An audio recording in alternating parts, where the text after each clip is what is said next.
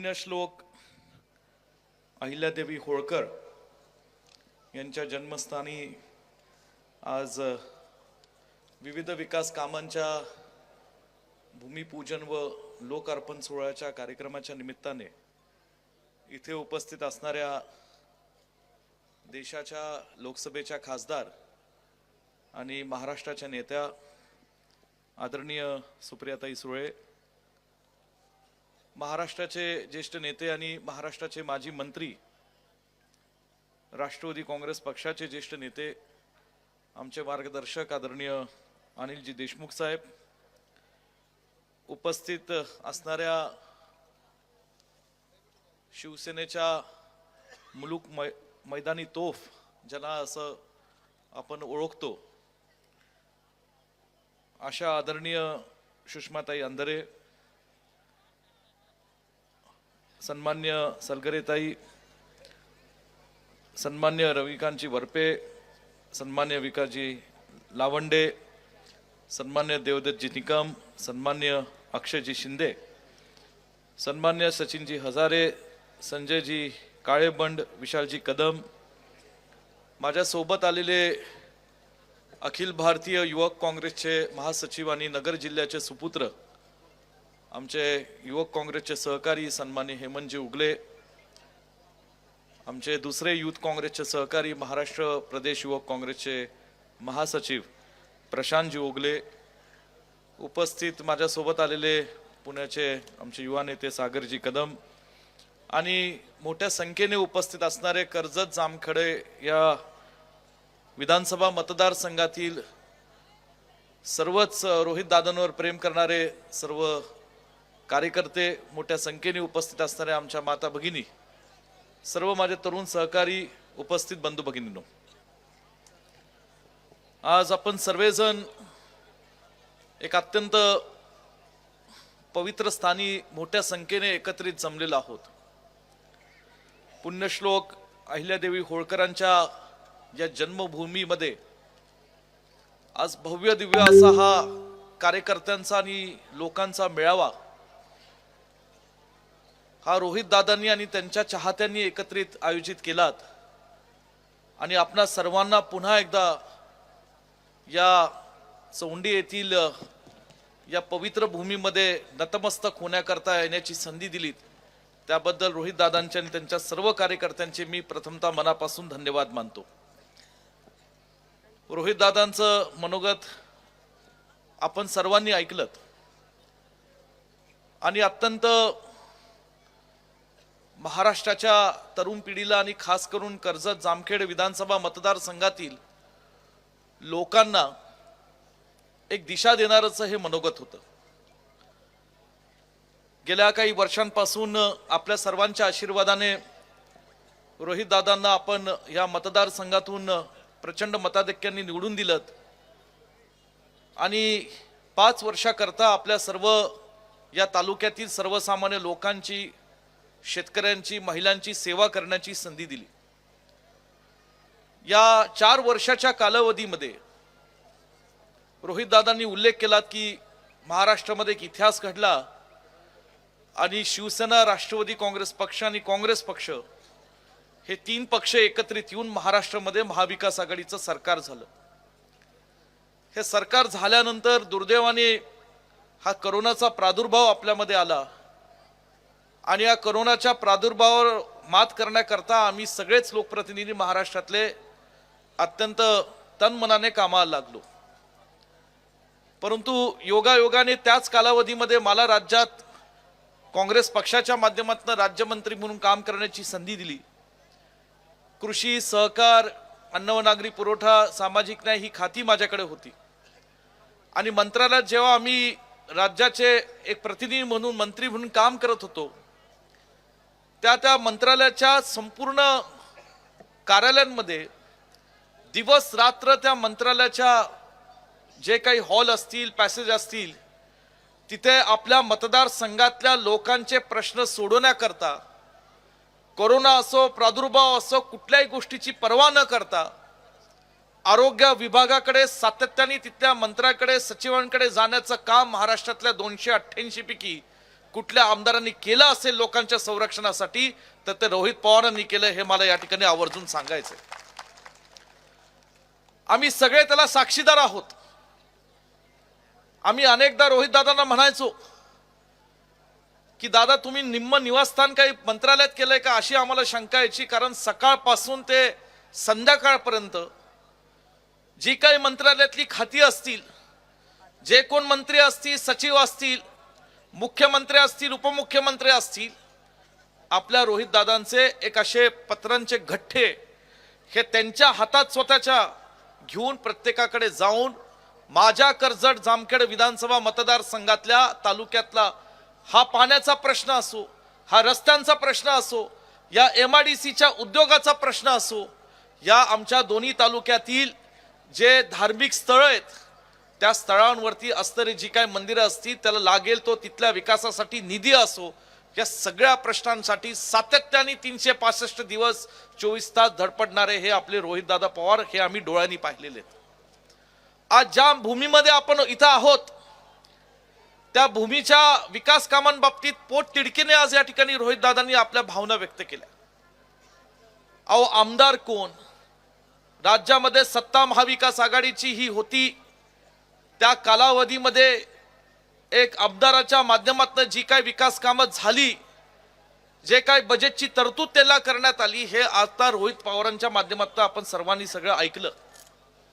आणि मला माहिती आहे की आमदारांना विश्वासात घेतल्याशिवाय कुठल्याही राज्यातलं काम हे सरकार किंवा शासन करू शकत नाही.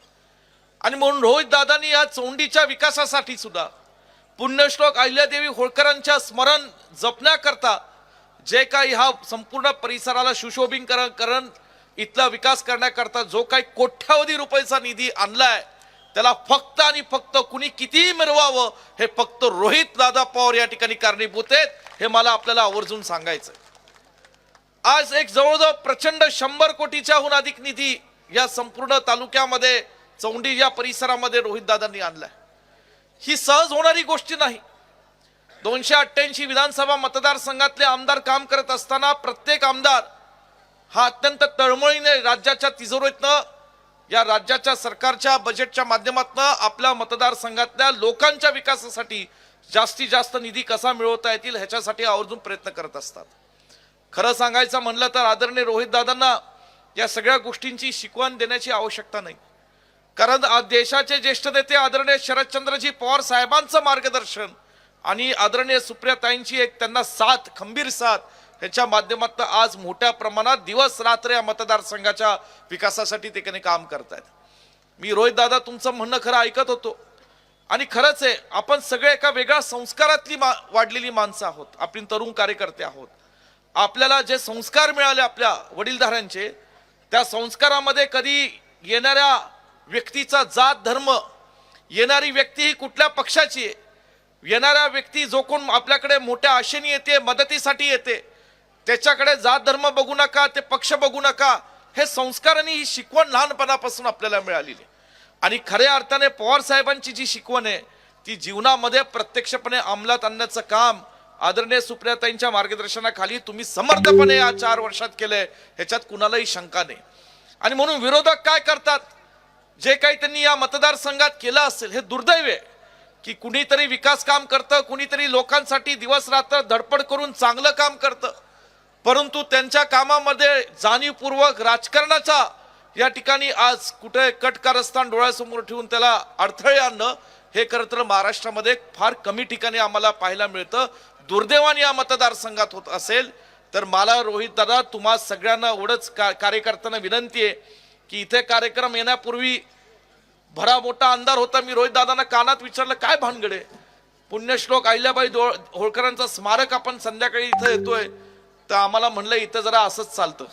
मला एवढंच सांगायचं रोहित दादा, आज तुम्ही जे काही कोट्यवधी रुपयाचा निधी या मतदारसंघातल्या ह्या धर्तीमध्ये आणलेला आहे, ह्याची जाण आणि जाणीव ह्या मतदारसंघातल्या लोकांना आहे. आणि येणाऱ्या विधानसभेमध्ये जे अशा तुमच्या चांगल्या कामांना अडथळे आणतात, अशा विरोधकांना 420चा करंट ज्यांनी तुमचा या ठिकाणी लाईट बंद केली त्यांना दिल्याशिवाय ही जनता गप्प बसणार नाही, हा विश्वास या ठिकाणी मला व्यक्त करावासा वाटतो. आणि म्हणून बरंच काही आज रोहित पवारांच्या माध्यमातून या ठिकाणी आम्ही 4 वर्ष बघतो. विधानसभेमध्ये सुद्धा सातत्याने मतदारसंघाच्या पलीकडे सुद्धा आज या महाराष्ट्रातल्या बहुजन समाजाचे प्रश्न असतील, शेतकऱ्यांचे प्रश्न असतील, तरुण पिढीचे प्रश्न असतील, ज्या शासनाच्या माध्यमातून काही चुकीचं घडत असेल तर त्यातल्या सेवक भरती ज्याच्यातनं आपल्या महाराष्ट्रातले तरुण वंचित राहतात, अशा सुद्धा सेवक भरतीमध्ये जर काही चुकीचं घडत असेल त्याच्या बाबतीत आवाज उठवणारा महाराष्ट्रातला एक असा आमचा बुलंद, आमचा एक युवा भाऊ, आमचा एक युवा नेतृत्व आम्ही सगळ्यांनी या ठिकाणी विधानसभेत पाहिलेलं आहे.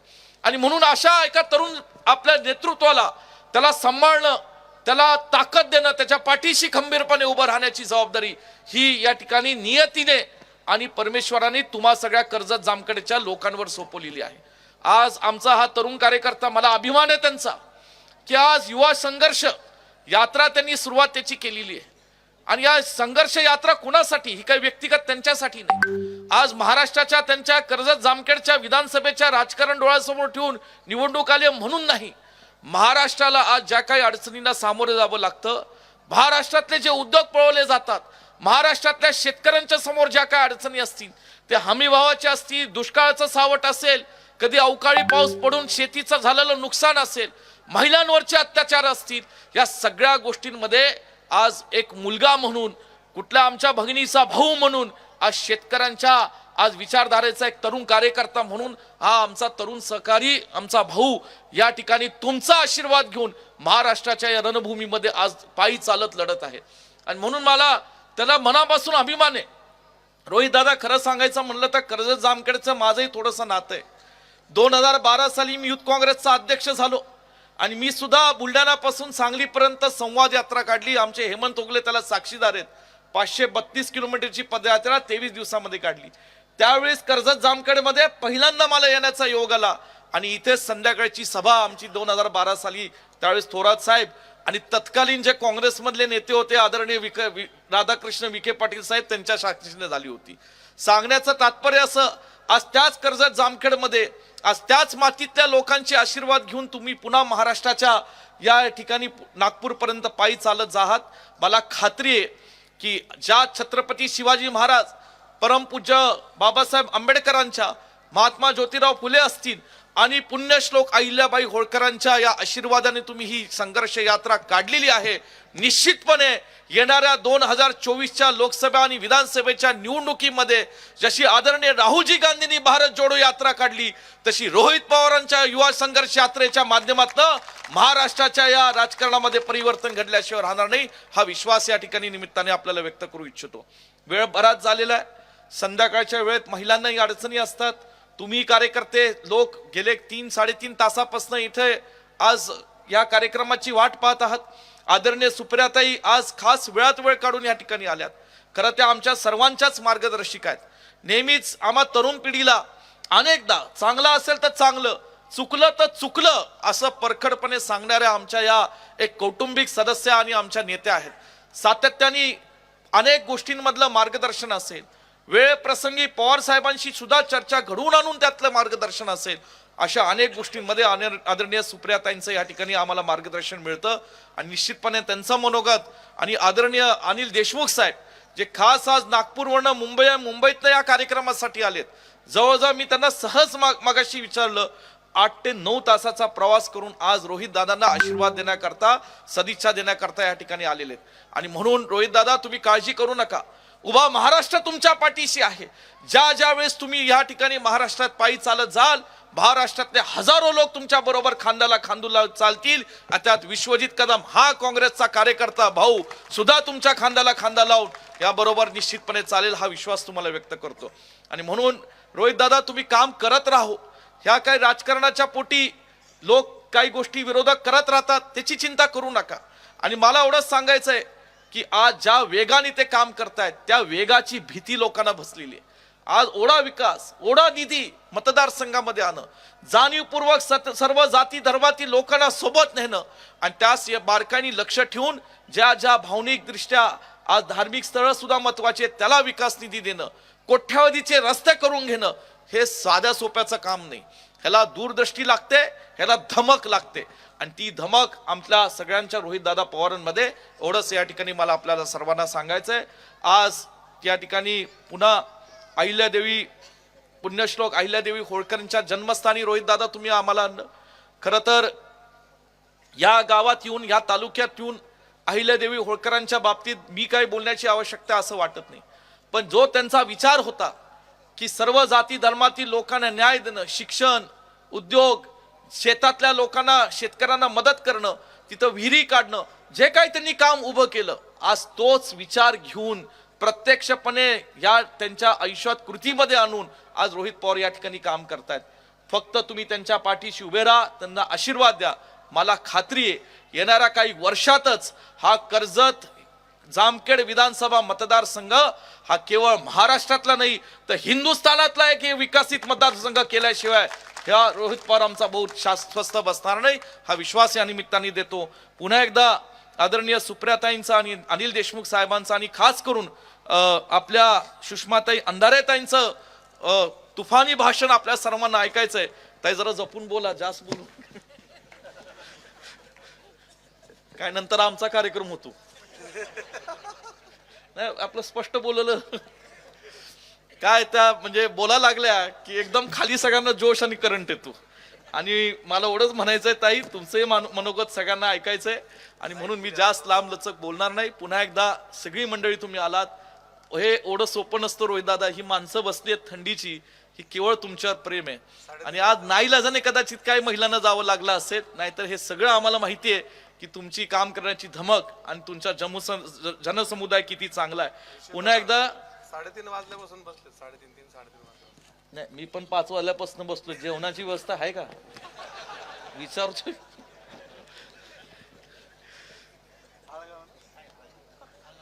नाही राहू दे, नंतर करू. परंतु रोहित दादा आम्ही तुमच्या पाठीशी आहोत. आज अत्यंत युवा संघर्ष यात्रा ही महाराष्ट्राच्या इतिहासातली एक चांगली यात्रा होईल. मला आठवतं शरद पवार साहेबांनी अशी पदयात्रा काढली होती, त्याचबरोबर या ठिकाणी चंद्रशेखरांनी पदयात्रा काढली होती. आंध्र प्रदेशचे माजी मुख्यमंत्री स्वर्गीय रेड्डी साहेबांनी अशी पदयात्रा काढली होती. सुनील दत्त साहेबांनी 84च्या दंगलीनंतर पदयात्रा काढली होती. आणि आज अशी एक ऐतिहासिक पदयात्रा तुम्ही काढताय. महाराष्ट्राची जनता निश्चितपणे तुमच्या पाठीशी आहे. आदरणीय शरद पवार साहेबांचे विचार आणि त्यांचा आशीर्वाद तुमच्या पाठीशी आहे आणि अशाच पद्धतीने काम करत राहा. आम्ही तुमच्या पाठीशी खंबीरपणे उभे राहू. एवढंच बोलू इथं थांबतो. जय हिंद, जय महाराष्ट्र.